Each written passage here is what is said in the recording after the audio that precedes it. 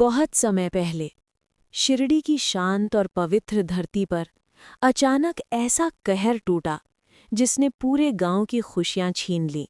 एक खतरनाक बीमारी, हैजा, कॉलेरा, धीरे धीरे नहीं बल्कि तूफान की तरह फैलने लगी। गांव की गलियों में सन्नाटा था, हर घर में डर, हर चेहरे पर मायूसी और हवा में जैसे मौत का साया मंडरा रहा था। लोग एक एक करके गिर रहे थे, अपनों को अपनी आंखों के सामने खो रहे थे। कोई समझ नहीं पा रहा था ये कहर कब रुकेगा। पूरे शिरडी में बस एक ही सवाल गूंज रहा था, क्या अब हमारा अंत तय है? सुबह जो इंसान ठीक था वो शाम तक बिस्तर पर गिर जाता। एक एक करके लोग बीमार पड़ने लगे और देखते ही देखते हर घर से रोने की आवाजें आने लगीं। गांव की गलियां जो कभी बच्चों की हंसी से गूंजती थीं, आज वहां सन्नाटा था। लोग इतने डर गए कि उन्होंने एक दूसरे के घर जाना बंद कर दिया, अपने ही अपनों से दूरी बना ली। हर कोई बस अपने बचने की सोच रहा था। हर चेहरे पर एक ही डर, हर दिल में एक ही सवाल, क्या अब हमारी बारी है? क्या ये बीमारी पूरे शिरडी को खत्म कर देगी?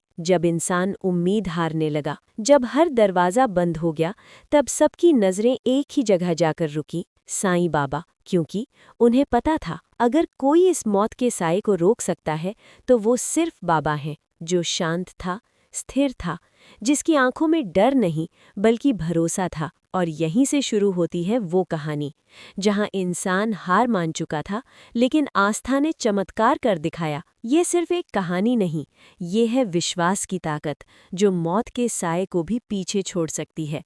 जब पूरा गांव डर से कांप रहा था, जब हर तरफ सिर्फ बीमारी और मौत की खबरें थीं, तब एक शख्स था जो बिल्कुल शांत था, साईं बाबा।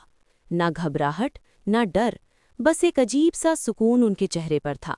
ऐसा लग रहा था जैसे उन्हें सब पहले से पता हो। और तभी अचानक बाबा खड़े हो गए। उन्होंने एक चक्की मंगवाई और बिना कुछ बोले खुद अपने हाथों से गेहूं पीसने लगे। पूरा गांव शौक में था। लोग आपस में बातें करने लगे, ये बाबा क्या कर रहे हैं? लोग मर रहे हैं और ये आटा पीस रहे हैं।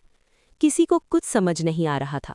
कुछ महिलाओं से रहा नहीं गया, उन्होंने सोचा शायद बाबा को मदद चाहिए, और फिर वे भी चक्की चलाने लगी। धीरे धीरे चक्की की आवाज़ गूंजने लगी, लेकिन हर दिल में एक ही सवाल था, इस सब के पीछे राज क्या है? हैं? जब सारा गेहूं पीस लिया गया तो महिलाओं ने सोचा अब ये आटा आपस में बांट लेते हैं, लेकिन तभी बाबा ने उन्हें रोक दिया। उनकी आंखों में एक अलग ही चमक थी और उनकी आवाज़ में वो शक्ति जिसने सबको वहीं रोक दिया। क्योंकि जो होने वाला था वो सिर्फ आटा बांटना नहीं था, वो था एक ऐसा चमत्कार जो पूरे गांव की किस्मत बदलने वाला था। ये सिर्फ एक कहानी नहीं है, ये एक एहसास है, एक विश्वास है।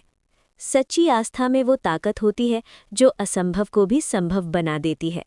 जब हर रास्ता बंद हो जाए तब घबराना नहीं, धैर्य और विश्वास ही सबसे बड़ी ताकत बनते हैं। संतों की करुणा सिर्फ शब्द नहीं होती, वो एक ऐसी शक्ति होती है जो सबसे बड़े दुख को भी मिटा सकती है। प्रणाम। और सबसे बड़ी बात, जब जिंदगी में सब कुछ बिखरता हुआ लगे, जब लगे कि अब कुछ नहीं बचा, तब भी उम्मीद मत छोड़ना, क्योंकि कहीं ना कोई साईं तुम्हारी रक्षा कर रहा होता है। साईं बाबा सिर्फ एक नाम नहीं है, वो विश्वास है जो अंधेरे में भी रोशनी दिखाता है। याद रखना, जहाँ विश्वास होता है वहाँ चमत्कार अपने आप हो जाते हैं।